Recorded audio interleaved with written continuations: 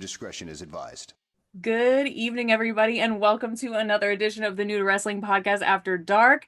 We have a special one for you today. I'm really excited. This is our first ever podcast, like crossover episode. And let me tell you, I haven't been in a chat room with this many men since my days of yore, girl. And it's bringing me back to my youth.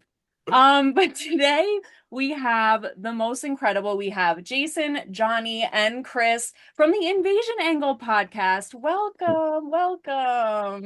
Thanks for having us. Of course. Thanks for coming out, guys. Sure. Yeah. First ever wrestling podcast crossover event, and I'm happy it is the three of you. I'm very excited. Yeah. So I think we could start, if you guys would introduce yourselves, if you would consent to introducing yourselves, how you know each other, just to get the lay of the land for the people. Yeah. So I'm Johnny, and I met both of them in different parts of my life. Jason, I met in a hospital room in '97 and been stuck with him ever since. and then Chris ended up going to the same college we were going to, and we're all doing film school, but mostly talking about wrestling and how those are the real directors we like, and that's the real art. The real storytelling. Wow. Yeah, I met them both separately and then slowly learned that they were related. Oh, wow. No, you're kidding. Yeah. So we were like friends with him, and then you had to I had to slowly find out that they were both into wrestling. Well, I feel like we talk all the time about how wrestling fans, there's a lot of closeted wrestling fans. Yeah, you really have to edge your way in, no, this is a safe space. Yeah, you gotta test the water. Yeah. We can talk about this. Yeah. Yeah. A lot of haters out there for sure. A lot of haters. And in college, me and Chris were doing a radio show. So it was kind of like our first little foray into this kind of medium. And then, oh, wow. Yeah. And then we kind of, I've always been just kept talking wrestling, and we're always talking we need to do a podcast because it's, our group chat is just basically a wrestling podcast mixed with films and whatever else we're into that week. And so now it's been, I guess that was like December 2023 we kicked it off. And it's cool. I mean, because with pods you got to be able to just keep going, just try to be consistent, and because you see tons of podcasts just kind of fall off after whatever amount of episodes. So it's been cool. I love that, because I think I listened to your first episode today just as a refresher.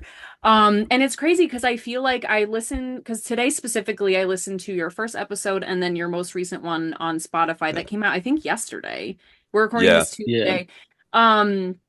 And it's crazy because I think it's interesting, because Xavier and I have been friends for 15 years. Yeah. And that dynamic is so interesting when it's friends who come together, because it feels like from the first episode all the way to this one, which is over a year later, it's the dynamic is still there. It was there from the rip, and it is still there. It's just it's not even, I don't even want to say it's more honed, but it just feels very comfortable, but in such a nice way. And I love that.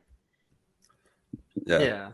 When Chris makes fun of me, I don't feel as bad about it anymore. I'm like, love doing that. it for a reason. Baby. The first time I found out Jason was a wrestling fan was in our what class was that? Writing for the screen. No. It was I think it was storytelling. Oh, and we were doing an exercise where you had to pick 3 characters that you felt you were most like. And he said 2 people, and then he said Razor Ramon, and I was like, perfect. What's going on here? You're like, wait a minute. It's gonna slide it in. And I was like, because he's a bad guy or something like that. Yeah, and then he saw me wearing a Matt Hardy t-shirt and then confronted me. Love that. So, I said, hey, dude. He pulled me to the side. You didn't just explain yourself, damn it. We're gonna be fine. Yeah. He's I saw you from across the room and loved your vibe. I love that. That's amazing. Especially, I was saying that because I am new to wrestling. I have acquired now wrestling merch and shirts and stuff like that. And it's funny, I'll wear a Stone Cold or an Undertaker or whatever, and most people don't say anything to me. But if I wear an ECW shirt, then suddenly people are like, hello, what are you doing? Because I feel like sometimes the more I don't, for lack of a better word, like mainstream wrestlers. It's almost like when people wear like a Nirvana shirt or like Leonard Skinner. Like most people don't usually clock it or know if it's real. But like when you wear those like kind of different things, people are like, now hold on a second. Where did you get that? Like, and I love that. And you just got to like find your people. Yeah, now they're like vintage is in again. People are wearing just old wrestling shirts. You can't really tell. Yeah. It's very and true. like, and sorry, here in Philly, we had like they just closed down, but there was the like Suplex Vintage Wrestling. Now they're in Orlando. But during WrestleMania week, like last year, we got to interview the owner there. But like just the how like the focal point of like of just like wrestling that became, because they did like an outdoor show there like that week. It was like bonkers. But like you definitely see like just how much shit they pushed. Because I went in like the week after WrestleMania last year and they were like, we're wiped out. We have nothing. We have nothing. We have to go source things. We're actually like going on a road trip to like get clothes. So yeah, bonkers. it makes complete sense. Makes complete sense. Yeah, that's an awesome store. Yeah, I checked it out for like a minute at Mania week last week and last year. I mean, and yeah, it was cool. It reminded me of the one store Jason will probably remember that's in Queens, New York. They have a similar vibe for sure. Yes. I love Wrestling that. Universe. The wrestling, Wrestling there it is. Universe. Oh, I love that. Thank you, Chris. I love that. Yeah, I miss Suplex Vintage Wrestling. And you guys, I feel like at least like are you, because it feels like you guys are going to a lot of shows.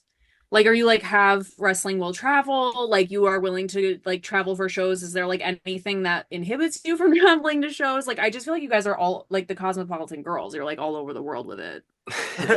yeah. There's a period where we were like really on a tear, like especially me and John, because I moved back to New Jersey, but like John, we were both living in Georgia. And okay. with that, there's like lots of like little like indie like spots, but like so many different states that were like around us. So we're like, okay, let's go to Tennessee. Let's go to I don't know, South Carolina. Alabama, South Carolina. Yeah, we hit both Cadillacs, but yeah, I mean, typically I'm going to still at least going to like one show a month, but yeah, I was on a pretty solid spree where like I don't know, there's really nothing that would really inhibit me. It was kind of because my own page, like before doing the podcast, was just getting like footage, and just like splicing with cool music and just not editing it as far as like throwing any colors or like wild, filters or anything, just like raw, edits with cool music. But yeah, like when CM Punk, I've found out he was going to be at the Raw in Nashville. It's like a 4-hour drive for me, but I don't know, it was like, just a random Monday, and I was like, yeah, I'm doing it. See you later. Yeah, I love that. Because I think that you had said your WrestleMania prediction was, you were like, I know that Rollins is going to win, but I can't not pick CM Punk. Yeah, I always have to do that in predictions. Like, I don't think I'll ever. If I get 100%, it's because I'm not working with my heart, So I'll give that preface of like, yeah, Rollins is probably going to win because that makes the most sense. I called it the Kansas City Shuffle of everyone's looking over here at this whole thing with Roman, Paul, and Seth, and then and CM Punk, and then Seth was just kind of doing his own thing. So, but yeah, and that's the way it goes. Yep. And then something else. Sorry, Xavier, from steamrolling you. I'm just like blah blah blah. You're good. I come in when the matches. The matches, yes. The tea about the minutia of their lives. That's all you. Yeah. Yes. I'm the one deep diving on the internet for the tea, but something, and I don't know if this is even a question or this is just something like, as someone who is new to wrestling, I'm just generally curious about after listening to episodes of your show, is something that I've noticed that you guys usually are very specific about is the times of the matches. I've never, like, I know when like it's a 60-minute Iron Man match versus like a filler like for 8 minutes, but I feel like you guys are like, what was the runtime on that? 7 minutes 22 seconds. Oh, okay. Like, I am so curious as to how like that factors into your analysis of wrestling, like especially in the context of the show. Does that make sense? Yeah. Yeah. Well, if I can take this one, guys, I think, a time in wrestling is everything. You know what I mean? It's like the amount of screen time you get is how much time you have to try to connect to the audience, So it's like we're trying to see that. We're trying to see like how much the booker is trusting in them, to like be that face for that time, and then also like what they're doing with the time, Yeah. Very interesting. I love that. And then do we want to get into the matches?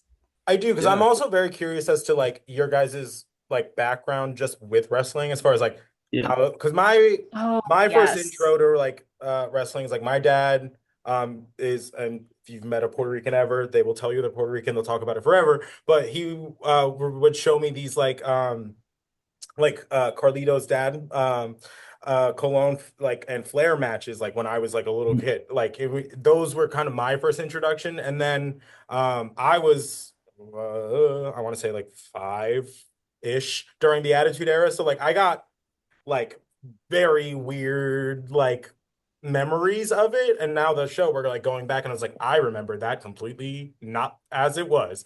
But that was kind of like my intro like to it. But like I'm always very curious as to like how you guys like, what was your intro to wrestling? Like who like put it in front of you for the first time? I think because I started watching only for a little bit in like around 2006, 2007. And I think it was my older brother who's banned from our podcast. I didn't hear about this. He's just, I don't want to get into it. It's ruffles feathers for me. Yeah. But no, we weren't allowed to watch wrestling in my house, so we'd like sneak it in the basement. So we only could watch like bits and pieces of Friday Night SmackDown for a little bit. Never saw a pay-per-view because we couldn't buy it ourselves. And then we kind of just fell out of it, besides like the video games. And I think all three of us got back into it around the same time in like 2018. Yeah. And then watched consistently since then. That was a great time to get back into it, because it was like right before like AEW pops off and like the independents are even like mentioned like in that same breath. You know what I mean? Like it was a good time to jump back in. Yeah. Because before that it was bleak.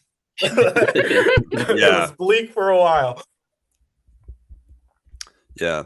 Well, I'd say for me, I kind of, our dad, me and Jason, he was into it. He was going to, events at Madison Square Garden in the 80s and stuff like that. So he always liked wrestling. So growing up in the 90s, he would kind of, he would buy me wrestling toys and stuff like that. And I'd see parts of shows and stuff. But like for me, the real beginning was kind of probably, 6-7 years old in the start of the Attitude Era. And I watched it every Monday Night Raw for sure, and would have to like sneak it, because I did have a TV in my room, so I had to turn the volume pretty low and just sit like right in front of the TV. Yeah. So he probably, and then Ruthless Aggression, I love that, and kept watching. And it's funny because growing up, like I always talk to people about this, like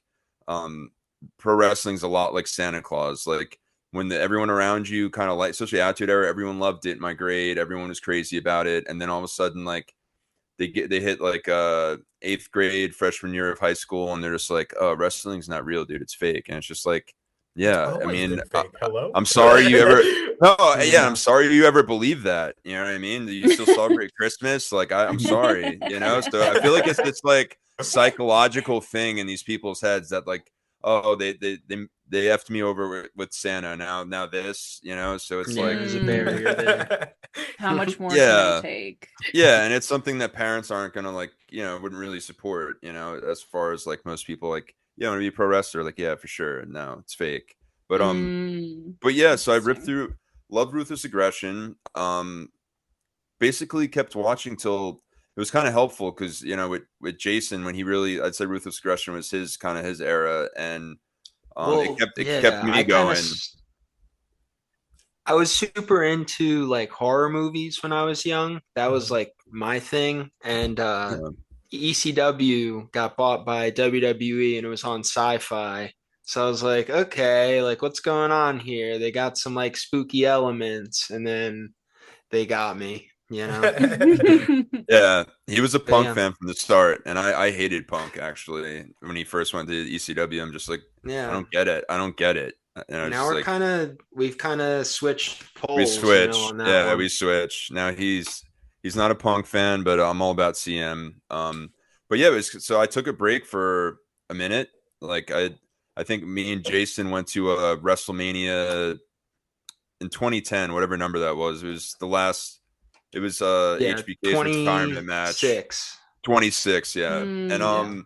and then I kept like kind of watching a little bit after that, but I'd say fell out, kind of during the PG era. And then 20 yeah, end of 2017, I started just like seeing wrestling reels pop up again, on my Instagram and stuff. And I was living in California at the time, and I moved back and then started just watching the shows and the pay-per-views again. And then yeah, I feel like everything aligned because all three of us were kind of watching wrestling at the same time again, and then all started getting super into it. So the stars definitely aligned for sure. And to Jason's point too, it's funny, I was into monsters a lot my whole life too, and that's why early on Undertaker was always my favorite as a little kid, and I would have those toys and stuff. So yeah, but like, and here we are now.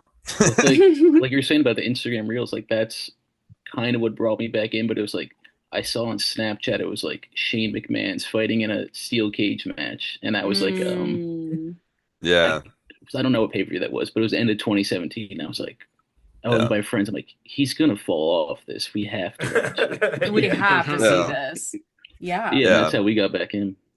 Yeah, and I think for all of us too, like even though we'd gone to, my parents probably brought me to like the second wrestling show I ever went to was the Mania with Jason. So like when we got back into it, like when we were going to WrestleCon for WrestleMania 2019 in East Rutherford, and it was just so weird because we went around and met Christian, Razor Ramon, all these guys from the Attitude Era, and it was so odd because like years later I'm just meeting these guys, and it's just been a cool experience. And just being, I think that's why I've gone to so many shows, because like I'm an adult now, I can do whatever I want. Yeah. He's Santa now. Our you can't parents stop can't me. tell us no. Yeah, you can't stop us. Nice try. Gave it your all, parents. I was not allowed to watch wrestling either in my youth. My mom thought it was extremely violent, whether it was quote unquote fake or not. I only found out from doing this show that my dad used to watch wrestling. Like it was not even mentioned in our house. Like I knew nothing about it, and I was like, "Wait, what?" And now we're like at the breakfast table, like, and he'll say something to me, and I'm like, "What? Didn't know that. Didn't know you liked that." So that's crazy. I love that you guys all got back into it at the same time. And what a great, like Xavier said, what a great time to get back into it. Yeah. But it's actually around the same time that Kelsey was getting into it, because she would come over to my house, and that's when like AEW had like just started popping off, and I was like eating that up left, right, and center. So I was constantly watching like Dynamite and stuff. So she would come over like every Wednesday. I was like, "We're getting pizza. You're gonna learn today." And so like basically that's kind of like how it started. And then I was like, there's so much stuff you just don't know, because there's like references that they're like talking about, and like there's AEW has all these like stars from somewhere else, and it's like there's so much you don't know, and that's kind of was like, well, now we're really gonna learn today, and that's kind of how the show became what it is. Yeah. All right, guys. I mean, I was gonna say, you literally text me and were like, "Would you be willing to watch like 4 to 8 hours of wrestling every week?" And I was like, "Sure." Yeah, I was like, like, all right. I'm just that nosy. I like want to know all the tea, because when we would watch on Wednesdays, I'd be like, "Wait, he did what to? That's why they're fighting, because he hit his father." Oh, oh, that's fucked up. Like, and then I'd be invested. And also it is just, we just did an interview with Jared Diaz, and I was saying to him, I was like, because I was like, "You're a wrestler, obviously." I was like, "Do you know that what you do is so insane?" Like to me, it's just not lost on me at this point, like how fucking insane wrestling is. I'm like, it's like a telenovela, a stunt show. And I'm like, I'll say to my mom, I'm like, if it's fake, then like, do you not want me to watch it because it's violent? Because obviously people are really getting hurt and like people are really doing these stunts. Like to me, it's just the most insane medium of artistry that exists. Like you were saying, like you're talking about getting into movies and TV and writing and radio. It's like It's all all of happening those at once. insane, like encompasses it all. Absolutely. Yeah, people are using their body as the special effects. Like, do you know what I mean? Like it's just so mind-blowing. So but yeah, like my doorway into wrestling was AEW, which I feel like I'm so glad we did an AEW match. I'm psyched. Yeah. Jason was a sicko, and he had to put me in a wrestling film he wrote for school. So I had to pretend to be I had to pretend to be a juggalo wrestler. A juggalo backyard wrestler. Mediums, And did you thrive? Did you eat up your role, or are the awards pending? I think he ate. Yeah. for my first ever short, yeah, he ate. He got a B plus. I need to see that eventually one day. We can rate it. We can do a film review. That'll be my movie of the week to watch. So what first match do you want to get into, Xavier? Which one? I was just gonna go chronologically. So it's gonna be the Mike Awesome versus Masato Tanaka. Who picked it? Who sent it? I did. Right. Yeah.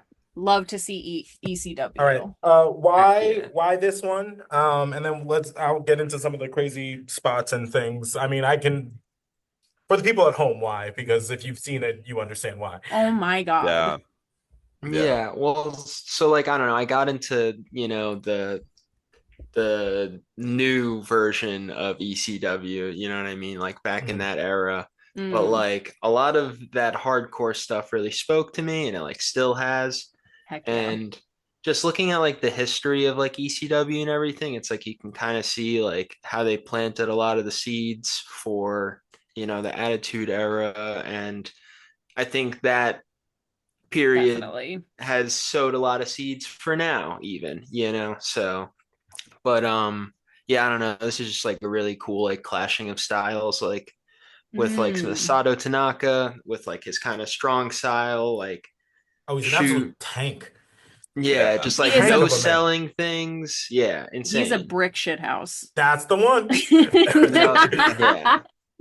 He is dense as hell. And Mike Awesome's pretty great too. Like I love when like a huge individual can like do some like top rope maneuvers, Yeah. And he has some crazy ones there. We were saying that when we were watching it last night. I was like, this man is literally a sycamore tree doing like backflips and like just the crazy business. It's like watching when I first watched Vader do a moonsault. I was like, get down from there. Like, what are you doing? I was like, you're scaring me. Like, it's so crazy. It scared everybody else also. I love to man move like that. I mean, what's better? Oh my gosh. Mess. So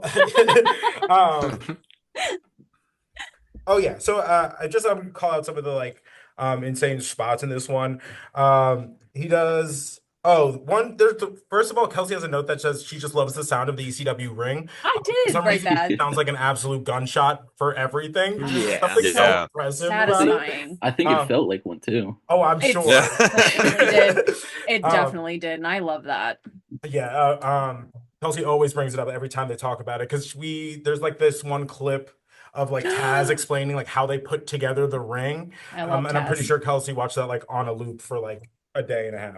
I did. I certainly did. Because again, I say this all the time. Like, I love to hear a man from the Bronx just talk about something they love. Like, just like, all right, so when you build the ring, you and I'm just like, oh, like, I love that. Thank you so much for that. Crazy. The big dive onto like I love ECW's like no mats. We're not even gonna bother. Concrete. And the power slam that Masato does where he dumps Mike Awesome like basically like high on the top of his like head and neck. I was like, this man's done. Like I thought he was like that was the end of the match, let alone You mean the table spot? No, before this is just in the ring. Like, he just does like a power slam like the last minute, like, and it's just the way Mike Awesome lands on his head. I was like, there's no way. Like, I think I wrote like, not sure how Mike Awesome is alive. Yeah. I don't know how he is still alive. The like little like lightsaber battle with the chairs on the outside of the ring cracks me up. I eat that so up. goofy, but like so awesome. Oh, it's incredible. It hurt. Your hands were Well, hurting. well, because they follow it up by like absolutely wrapping the chair like around each other. So it's like and you know like what? zero putting their hands up like at all. Which no, it is just grate your teeth and take it. Yeah. So Oh my brutal. God, those chair shots, malicious. The springboard plancha he does from the top rope over into the crowd. Yeah, into bonkers. the crowd. Yeah, They all lose their mind. I have no. I was like, I wish a wrestler would land on me now. Like I want that. Like, I'm telling that you. fan. I'm like ready to like we I were would have at come with props. Like I would have been that fan. I would have been prepared.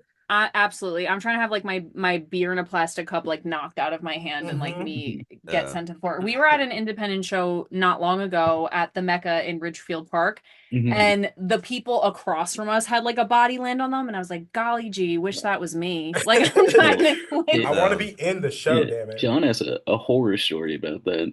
Wasn't a body though. It wasn't a body though. What happened? So I was at as I said, I like to check all genres in every wrestling company I can.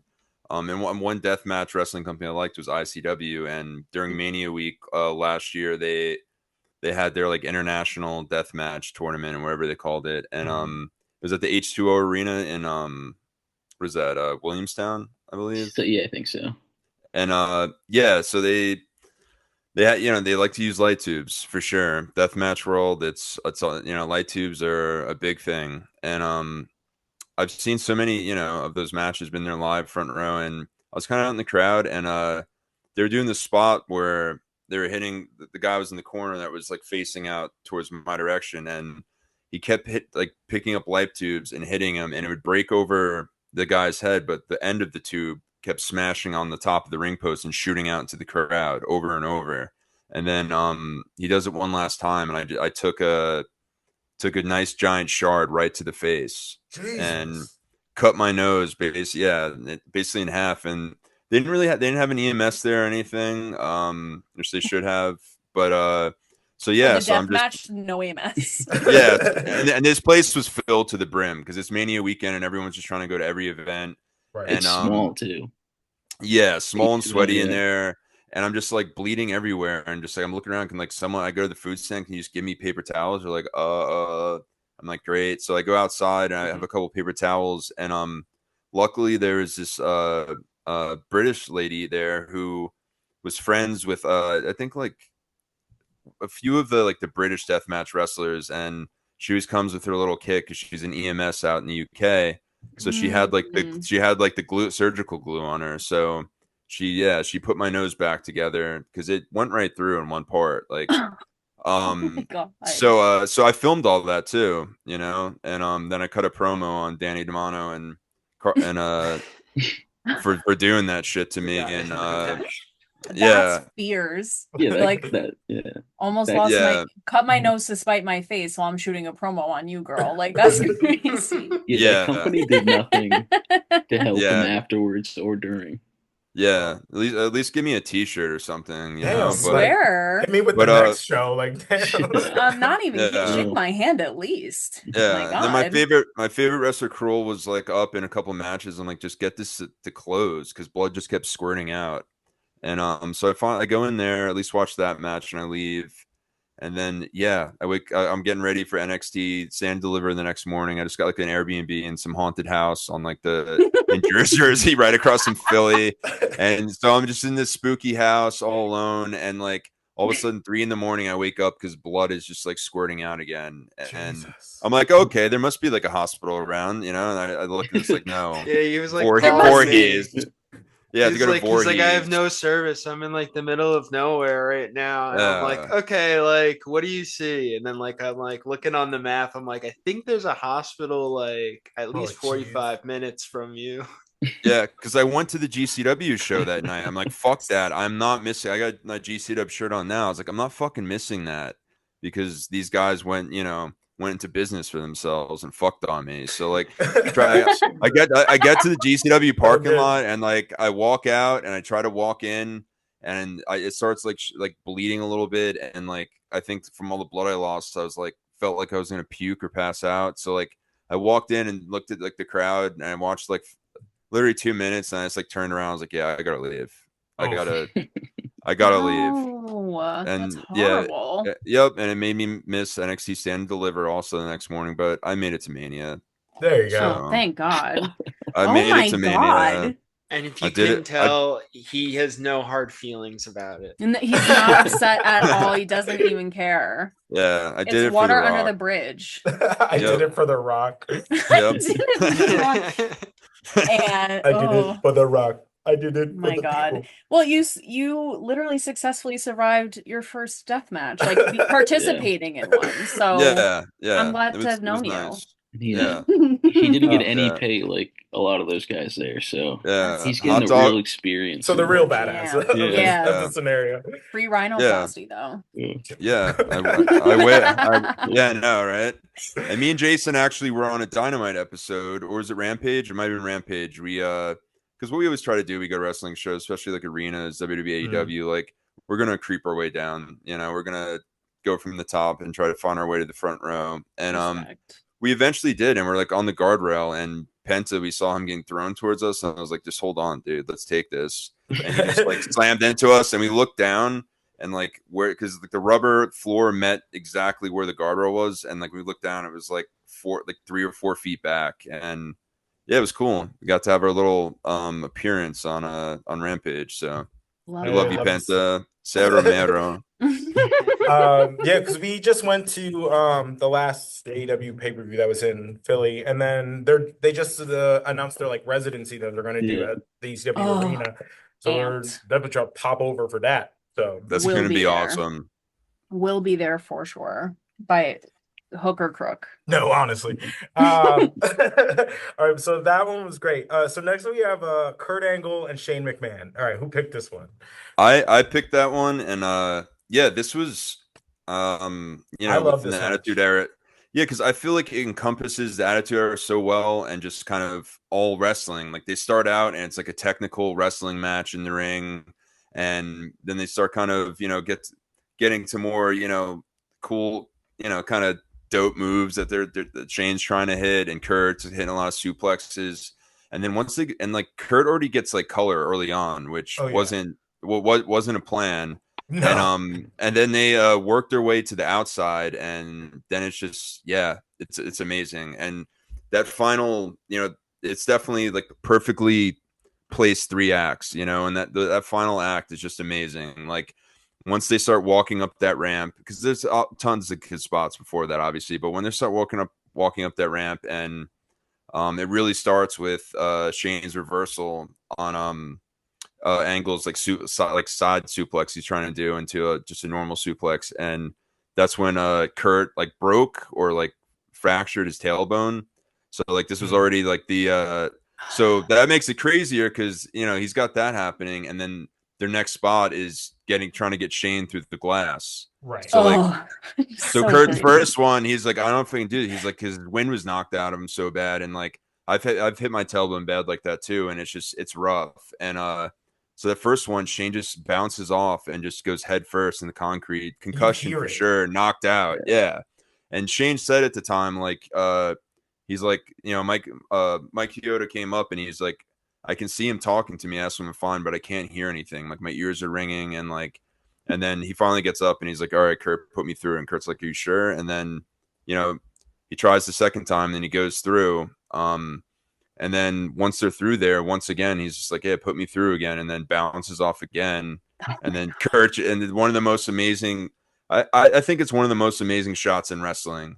The camera shot of like when he goes and throws him through, and then he flies like 8 or 9 feet out through the glass, because WWE is so amazing with their camera work. They cut perfectly, and you just see Shane just get thrown through and fall out, like he was shot out of a cannon. Mm-hmm. And it's pretty funny because that was supposed to be sugar glass, and they mistakenly ordered plexiglass, and that's why you see that bend and he bounces off. And so it's kind of real glass, not the real glass that Jungle Jack was talking about. Right. But It was, but yeah, so that was the issue, and that's why I see it bend so much. So like they for sure f that up, but and then just the ending is just, you know, and like that's why he had to literally cart Shane down, because Shane was literally just like shot, and he needed something to hold him up too, Kurt, as like they bring him down to the ring, and then, you know, they do that corner spot to end the match, and it was great because Kurt's such a it's so smart,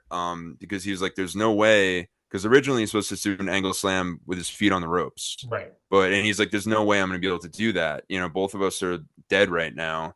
And so that's where he picks up that piece of wood and starts just beating him with it, so then he could set it up. And yeah, then he hits that, and it was it was perfect, you know. It's just like every single part of that match is, yeah. And then just all the behind the scenes stuff, like of, or you know, like Shane doing that because he wants to finally get, you know, admiration from his dad. He wants to get admirations from the wrestlers and the fans, that he really can put on a clinic, you know, when he goes out there, and he's more than just jumping off 60 feet, you know, things or cages, you know, he can do a little bit of everything. So yeah, it was amazing. And also a little Easter egg there is, you can see Mike Chioda really quick when he's about to do the angle slam off there. The wood is about to fall off the one rope, and he gets his hand up just in time. Yeah, and like probably saved them horrific injuries, because that would have been rough. They probably both would have went head first. And yeah, so I don't know. It's just, that match is just, it has everything you could want, and then some more, and you just feel the human element so much, because it's like there's nothing fake about, you know their injuries or anything, but you just know, like, you're watching them slam on concrete. And like, I think that match was like 29-30 minutes or something like that, and it's a marathon match, and like it was just so fast too, just like move after move, and just like high spots and weapons, and Shane O'Mac hitting a shooting star press, you know. Crazy. Like you know, I didn't have that on my bingo card in 2001, you know? No, absolutely not. No, I actually mentioned like earlier, because we were talking about this. I was like, I forgot how long this match is, because I also like, I have been like purposefully steering clear of like the Attitude Era stuff, as we kind of like make our way like through, for the most part. So I like haven't seen this stuff in like forever. But it was one, really, I don't think Shane ever gets enough credit for how like the matches he has put on, because he does not do this all of the time. Like, this is not his like bread and butter, and just to like every like so often just come back, and the quality consistently that he does, I don't think he gets enough credit for. And then what you touched on, the like the approval from Vince thing, because we did an episode on the Vince documentary also, and you really kind of see it like laid out there, where you're like, Broseph, you are almost 50. It is time. It is release. Time. Yeah. So yeah, John I was gonna say this spectacular last match. What's up? Yeah, John saw this spectacular last match for Shane live. Yeah. Whoa. That was just the pinnacle of a weekend where my nose is falling off. Actually, no, that wasn't that week. That was in LA when I got COVID during Mania, but I fought through. Oh God. Oh my God. He tore his ACL on like the second move of the match. No, yeah, I have a video of that, and I think it's got like well over 1 million on like TikTok, and it's just me screaming, "No, why? How could you do this to me?" You know? Oh my God. I know. Wait, so that plywood part was improvised? Yeah, because like he with Kurt's tailbone, and with Shane being mostly dead weight because he doesn't know what planet he's on. Like, he's dead. Kurt's just like, Kurt just fast thinking on the way down the ring, just thought of that, to walking the ramp down, saw it, and just like, yeah, that'll work, I hope. That is crazy. Because this was the first time I'd ever seen Kurt Angle wrestle. Because again, he hasn't debuted yet. We're in like the early part of '98 right now, so we haven't gotten to Kurt just yet.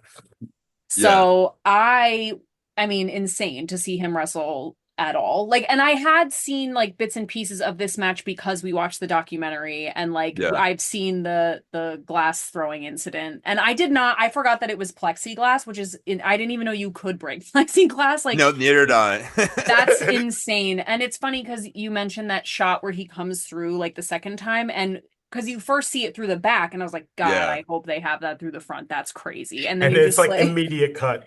oh, it's so Yeah. insane. But the part where I always get people who don't watch wrestling, where I'm like, no, you guys don't understand. Like, a lot of it is improvised, and people are always like, what?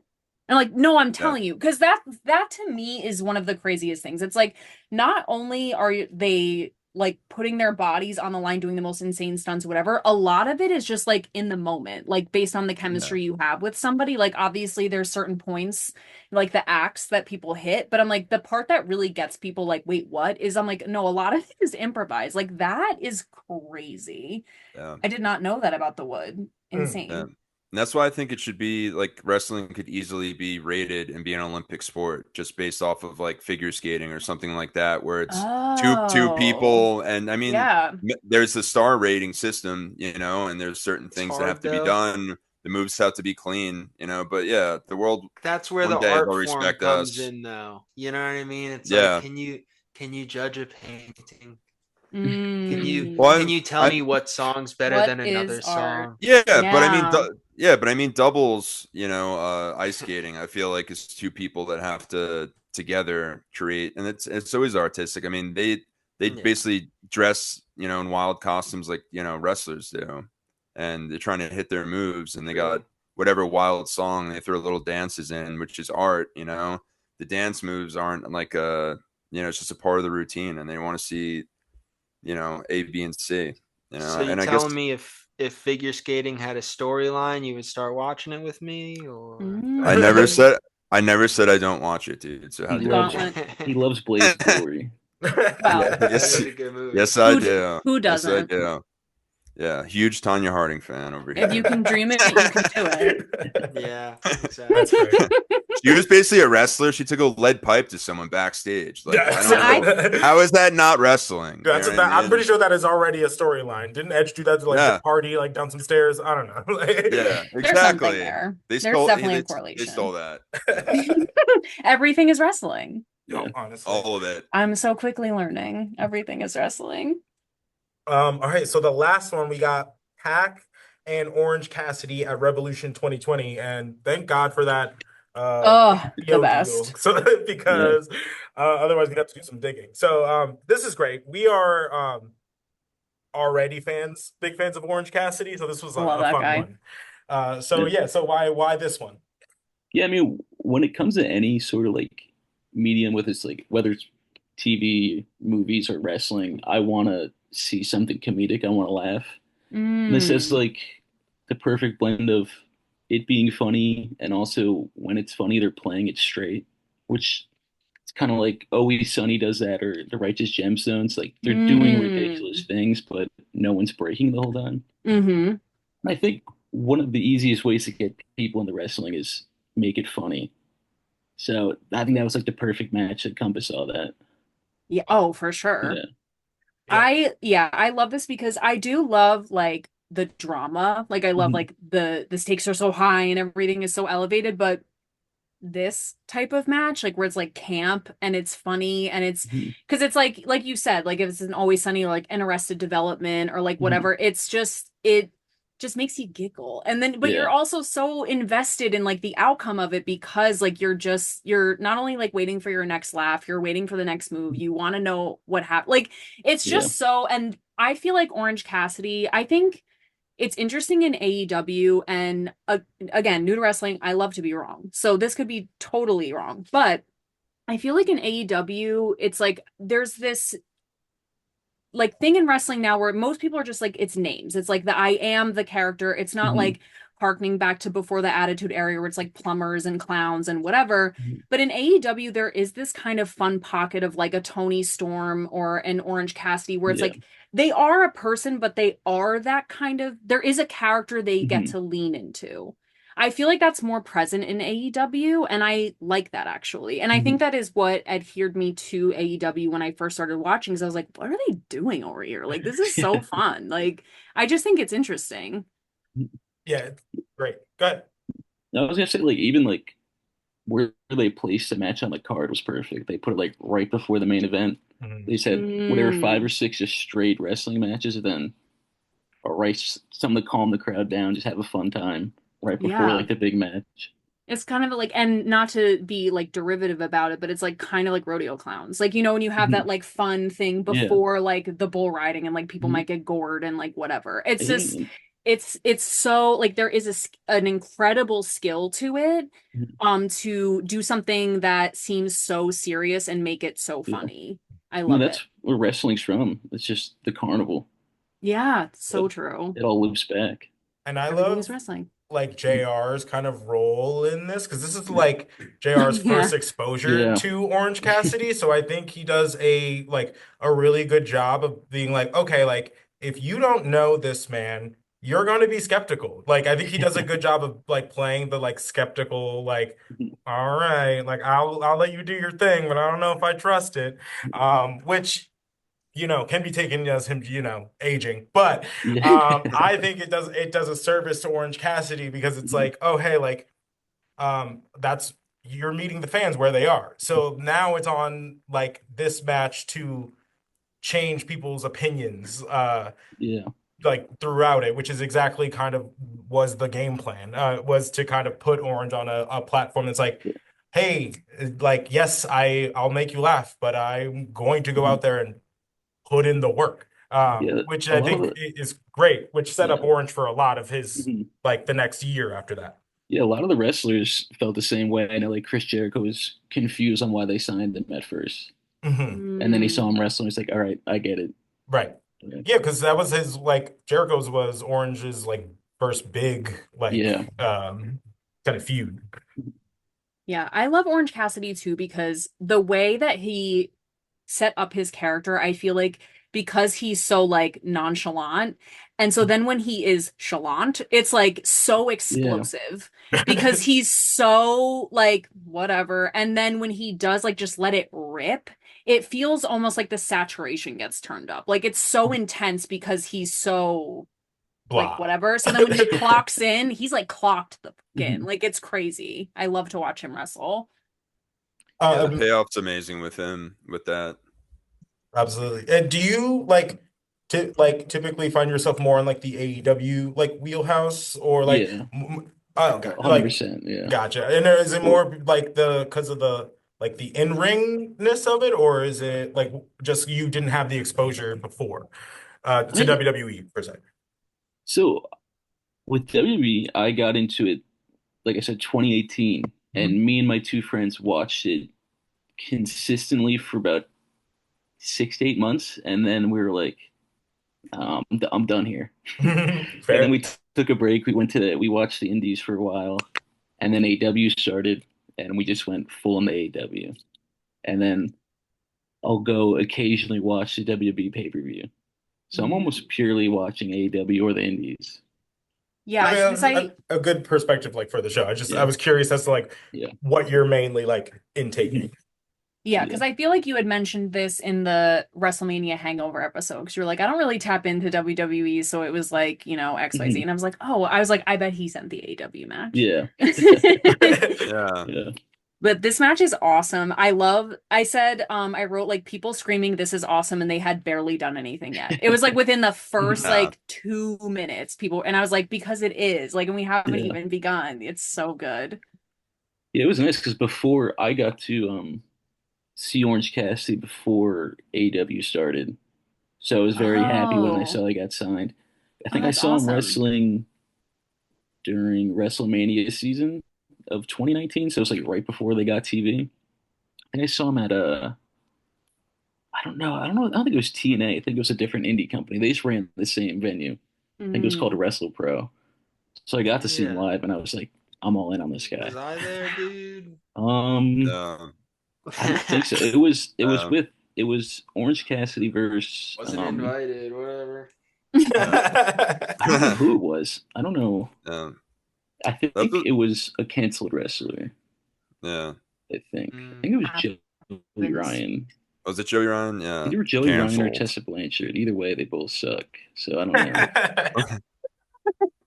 So Um, but that's what's cool about the indies is like you'll see these pro wrestlers before they hit it big, and when they do hit it big, it's like you were with them on that journey. You know what I mean? It's like Yeah, when so you see true. them enter AEW or WWE, you're just like it's amazing. Like, oh, like I met that dude like a couple years ago, and there was 20 people there, and it's really cool. And that's, I think, the indies, like, people really need to check it out because it's, future stars, and you got to find the right indie company for sure, because you can go to the wrong indie show and get super turned off by the indies for local sure. indie stuff, Unless they're not yes and no. doing good business practices. Okay, Chris. Indie around me I don't support. Let's just say they suck. Chris lives in Tom's River. Orange Cassidy signed. Oh my nice. God. Yep. Were you there, John, too, that time? Was that Real Rumble? I don't think it was the first Real Rumble. Yeah. Yeah, I got an 8x10 signed by him. We had to wear masks and stuff. Yeah. COVID era. Yeah. I don't know if you guys know the indie company. It's Lehigh Valley Wrestling. Yeah, I know. Yeah. So they run a show in Lehigh, Pennsylvania, at the Mahoney Drive-In every year.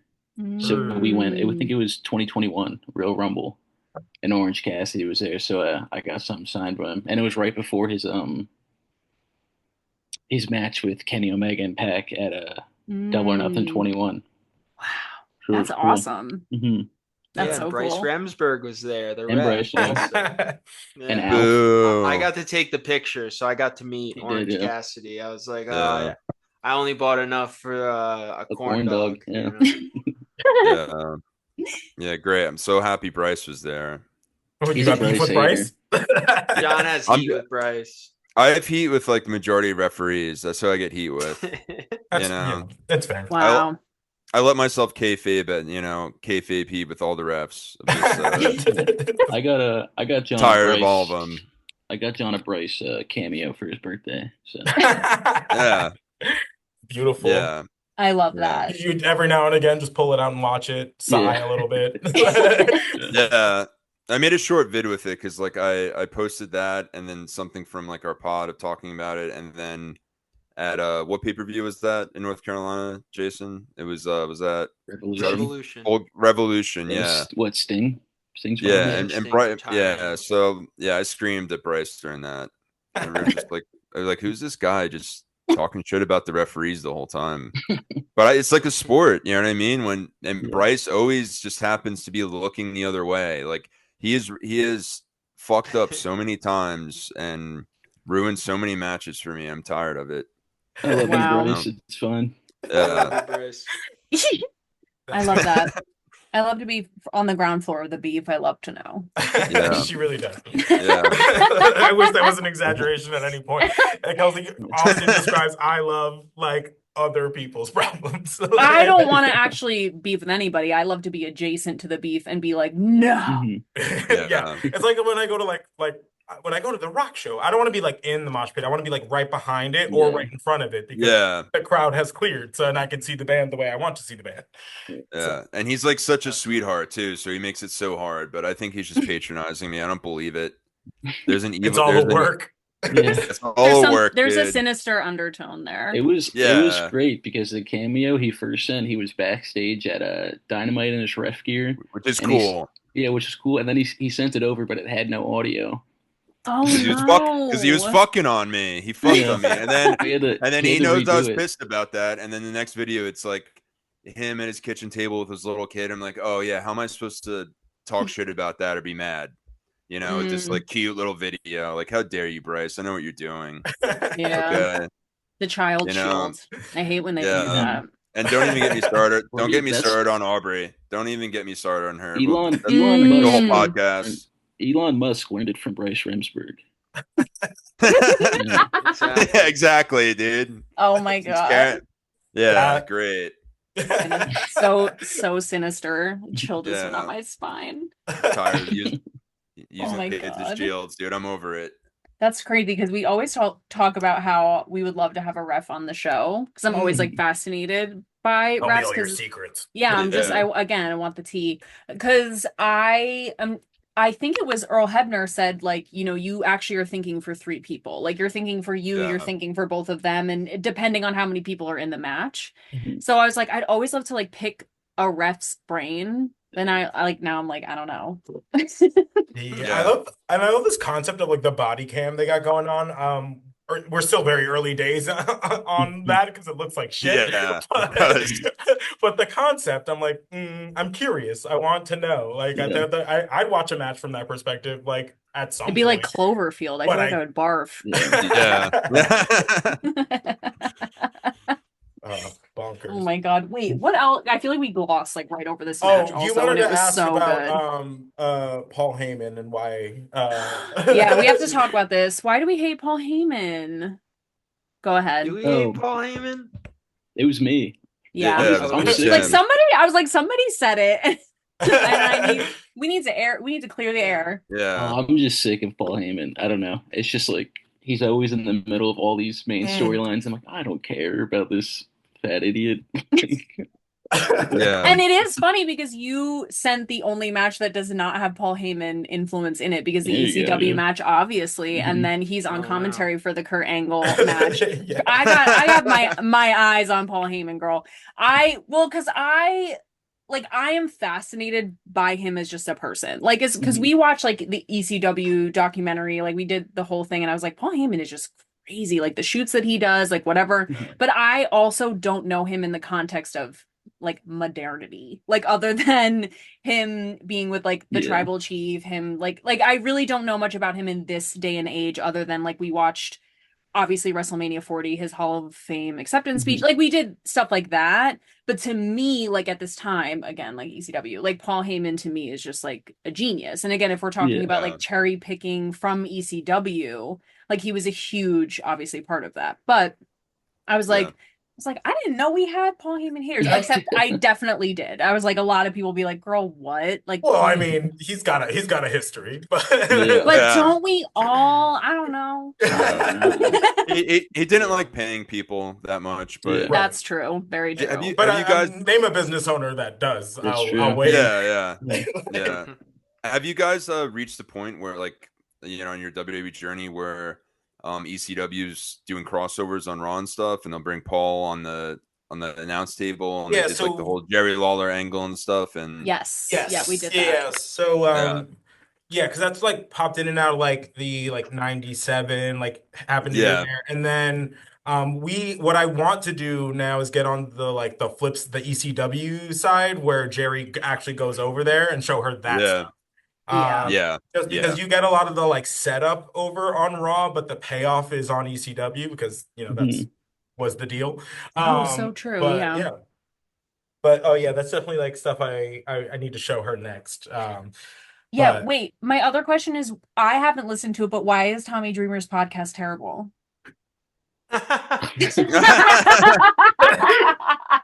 Okay, we're talking about Busted Open. That's what you said, right? Is Right. that his with Sandman, right? I think it's him and Bubba, No, right? Or they have a separate yeah. podcast too. Bubba Ray. Bubba Ray. Yeah. Yes. So- I think I like Tommy Dreamer. Chris doesn't like Tommy Dreamer. He's fine. No, I don't dislike Tommy Dreamer. Fine. Oh, okay. There was just like a period where every indie show I went to, like I saw one indie show, he was there, and like 2 times in a row, some guy couldn't make it, and they're like, "Guess who's here? It's Tommy Dreamer," and I'm like, I don't care. I thought you would like him because, you know, you hate Paul Heyman and he went to literally go murder Paul Heyman. I don't know if you guys know that story, but yeah. And then he literally told Paul about it, and they like, did some like SmackDown Talk Live after where they like talked it out about like, yeah, I was gonna murder you, dude, and they both like cry and hug. I'm just like, I don't know if this was like the place you talk about that, but no, yeah, my all right, It is for wrestling. all right, but all right, for What about sure. a Wrestling. mediation? That could be a promo. yeah, right. Yeah, let's make it a promo the time I planned on murdering you. But, I think that's ECW. I think we mostly have an issue with like Bubba Ray and how like you know like opinionated and critical he is of certain things. You know. Oh what yeah, I mean? I definitely see that. Yeah. it feels at times very much like a on my day, blah, blah, blah, blah. And I was Yeah. like, yeah, yeah, you're obviously going to be partial to the things you worked in and made your living in and blah blah Yeah. Yeah. Like blah. Jason got tortured by Busted Open when he was trying to sleep one night. Oh God. Yeah. Yeah. Yeah. Me and John have a good friend that is a he's a He's wrestler. made an His name's appearance in Nasty AEW. Leroy. Yeah. Yeah. And we would go to some shows with Leroy, and he needs to have Busted Open podcast playing all night long. Or he can't So sleep. we would go over, I would creep over and try to press pause or just like lower the volume. And he'd be like, huh?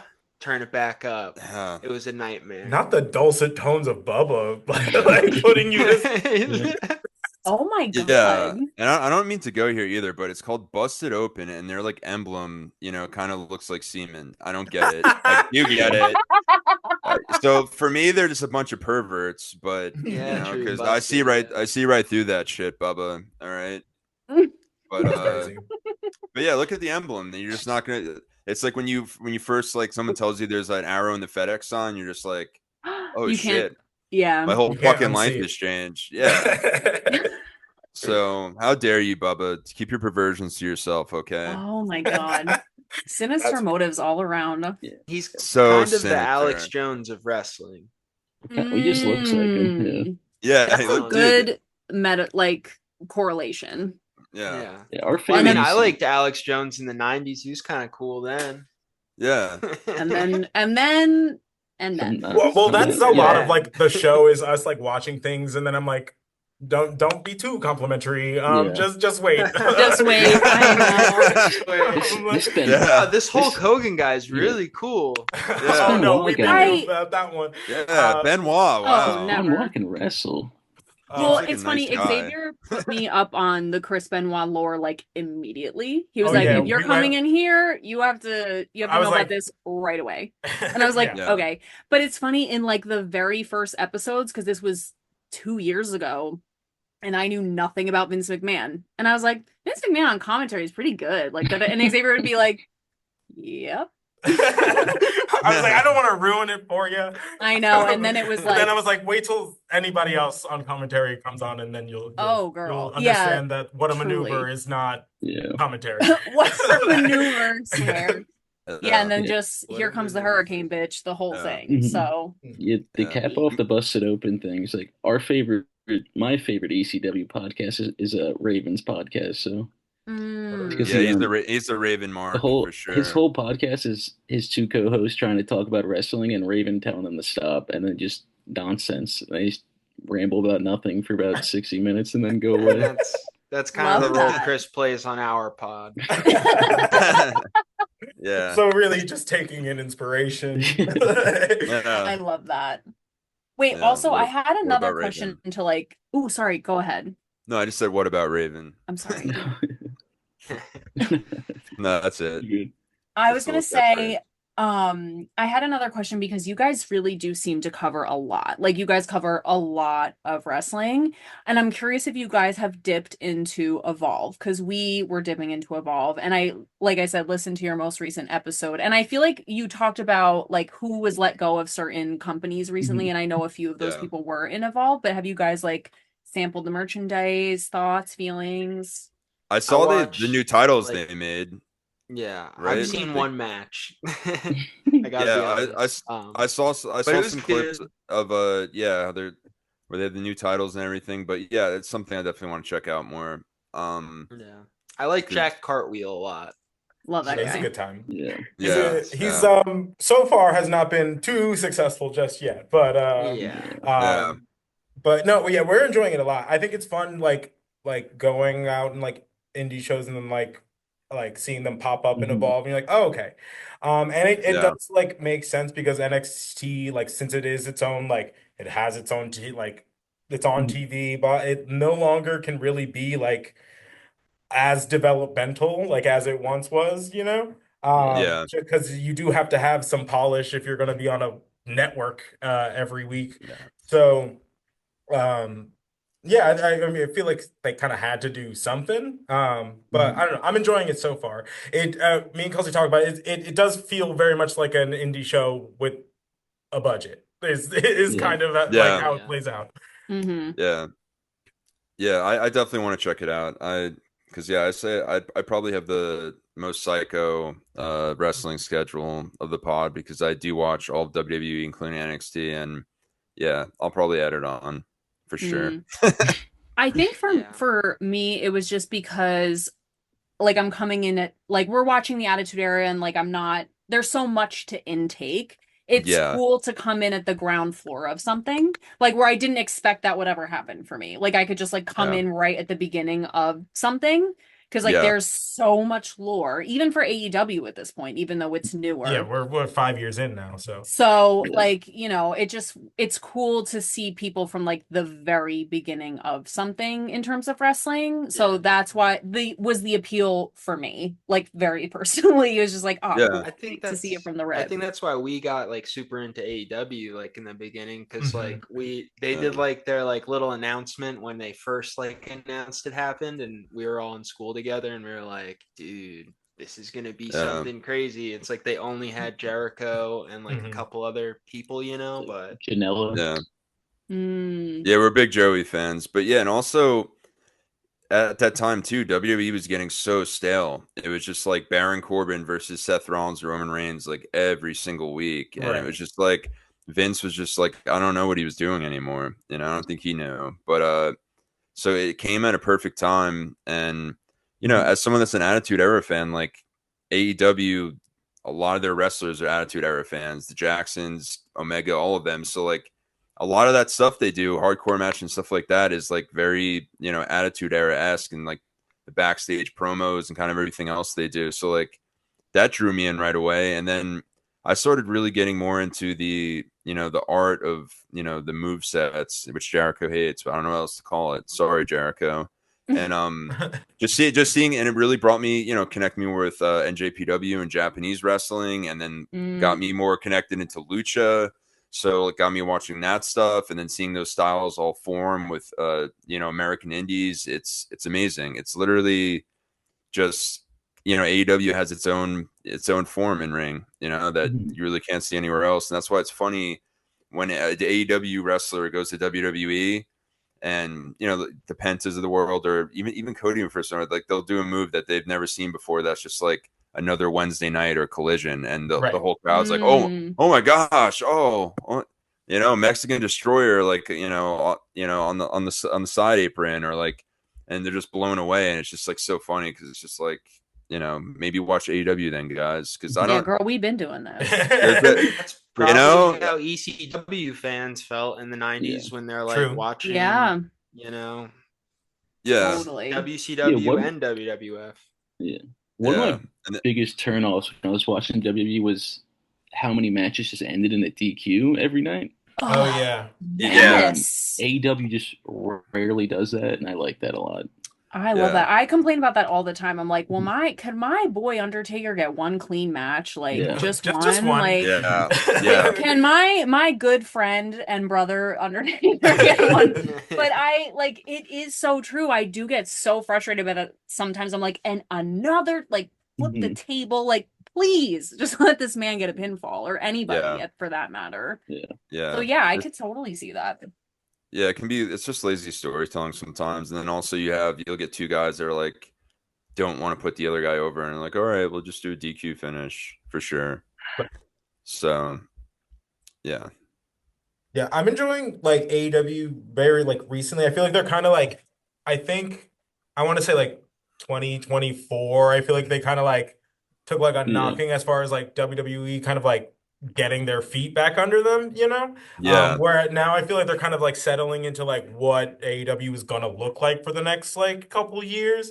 Mhm. And I'm kind of enjoying it a lot because it's like, oh, like when you like think about it, it's like you got like your Ospreys, your Baileys, like those people that are going to be around for a minute, and they really like this style. So it's like I'm excited for like them AEW kind of feeling like they're I don't know, not on like the defensive so much. As I felt like they kind of were in 2024. At least that's how I felt like they were reacting to things that were happening like in the wrestling world. Yeah. So I don't know. I'm excited. I think it's cool, and I think like people make too much about like wrestlers going back and forth. Like just like it's gonna happen. It happens all throughout the 90s. It's what do you? They have places to work. Why are we mad? I know. It's like I love it because then cause I love WWE and AEW. You know, I'm a 50-50 guy, and like it's just great because then I get dream matches like NXT. So you know, is just all these AEW guys coming in. I loved Ethan Page. Loved Brian Pillman Jr., aka Lexus King, and then Sean Spears, whatever. But he's 10. Fine. Sorry, we'll do 10. 10s. He's a part of our rapid fire. Usually we do the 10s for him, and but it's awesome. When Cody came over and you see him versus Seth, it was just like I feel like I shouldn't be allowed to watch this. This is like I didn't see, so it's amazing, and I loved Penta, so seeing him over there and do these matches that I felt like would never happen almost, so it's awesome. And then obviously the reverse when you have anyone going from WWE AEW, like when Moxley first went over, like that was insane, and obviously when Punk came back too, but like yeah, it's awesome. And I wish people would kind of just enjoy both sides, because I would say obviously in ring fantastic for AEW, that's their high point, and WWE they've been doing fantastic storytelling, that's longer programs. Like my biggest issue at AEW, I feel like they got their juices back and they're pushing like just not having long programs and feuds between people. It's just kind of, and then they kind of just sizzle out and you're just like, wait, like what happened? Like what, like I'm supposed to forget about this, and that's why I think Toni Storm, Mariah May last year, that's one of the best feud buildups and storylines, all going all the way into this spring. And it was fantastic. And I think that was a huge part, like Toni Storm, huge part of kind of giving AEW that energy back and kind of, reviving things a bit. And because if you look at ratings where they shot up last summer, and that was during Bryan Danielson's kind of push. And then all of a sudden, the second he left, and after that, you watch them drop like about 50 to 100,000 like right away. So like they needed someone to kind of take the reins over, and Toni Storm did it. And she's one of the best wrestlers in the world to me. She's male, female, just hits everything, amazing in ring, and just awesome matches, and just the best character that's her right now. She's in that Macho Man realm, you know what I mean? Yeah. It's just so next level. It's amazing. Yeah, people don't like commit like that anymore. Like to you know what I mean? We love to commit to the bit. So like if someone's really going for it, like nowadays it's like that's special, because it's like everybody like has kind of like thrown their hands up as far as like, everybody knows. So it's like, meh. But it is fun when someone's like, I know I don't care. Completely. I'm just gonna do this anyway. So go ahead. And when we watched her, I was like, what's so interesting about her character is that when you initially see it, it's like you feel like she could have gotten boxed in by it, but she really like is so versatile with it, where it's not like away from what like the core of the character is, but she moves in it so well, like adapts in different ways. And I feel like some people are afraid to get into that kind of commitment of a character because they feel like they'll get boxed in. But again, it's like an Orange Cassidy where you can like move in it if you let yourself. Like if you like really commit to if you're going to talk about like movies or acting or whatever, like the psychology of what that character is, like you can find ways to like move with it or like in it or around it or whatever, like, and it still be intentional and well executed. And I feel like she is like the pinnacle of that. Like she's also so talented to boot, like as an athlete. So it just really, she's the whole package for me. I love watching her. Yeah. I feel like she had a huge influence on Harley Cameron's like kind of character as well. Because I see some of that Toni in her when she's kind of cutting promos, and her thing's obviously singing. She's got like the puppets and but she's got great one-liners that are on point, and kind of her energy kind of remind me of that. And I think she definitely drew some influence from her, but obviously made her own thing, Harley, for sure. But yeah, it's been great to see for sure. The the women's division is super healthy in AEW and WWE right now, which we love. And talking about match times, like that's a huge thing that would piss us off. Like we're looking at the card and like, you know, maybe 1 or 2 women's matches on it, and they're giving like 11 minutes or 7. And it's just like, what is this bullshit? What year is Come on, this? Tony. Yeah. You know, but because we saw it was Tony versus like the Megan Bain like live, and that was just like the psychology of like her her being Tony, like just getting her ass handed to her for like 98% of that match and just squeaking out by being like the more intelligent, like old school, like it's so good. And because you're building Megan to be like this like bull of a wrestler, just like absolutely tearing through people. But it's like at the end of the day, it's like Tony's just a little too smart for you, and I love that. Yeah. Fantastic. And just unmatched in promos right now. It's insane. I feel like she took over for MJF as the best on the stick. Honestly, there's no one that's doing it better, and it's just always clean, doesn't mess up, and just goes on these rants and just has just amazing one-liners, and like you know where she's going, and she hits you with it, and it's just so good. I feel like MJF is like, I'm waiting for like what is the next iteration or the next thing, you know?